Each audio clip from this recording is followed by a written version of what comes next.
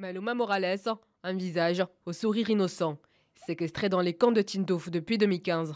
Cela fait donc 3 ans qu'elle est empêchée de rentrer à Séville, sa ville d'adoption, alors qu'elle s'était rendue à Tindouf pour rendre visite à ses parents biologiques.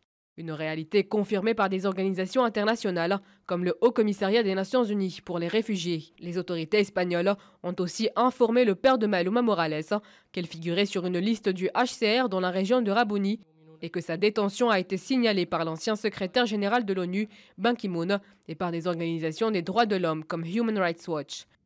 Le Centre maroco-espagnol de criminologie et des droits de l'homme estime que toutes ces données prouvent une seule chose: Maluma Morales est retenu à Tindouf contre sa volonté. La presse espagnole a révélé, pièces et documents à l'appui, des cas similaires concernant surtout des femmes. Un fait qui ne pouvait être ignoré et qui nécessite une procédure spéciale après le dépôt d'une plainte pour séquestration auprès de la police ou de la justice espagnole. Le Centre maroco-espagnol de criminologie et des droits de l'homme a exigé l'implication de la diplomatie espagnole dans cette action, en mobilisant ses ambassades et ses consulats pour déterminer le lieu de détention de Maluma Morales et entamer des négociations pour sa libération.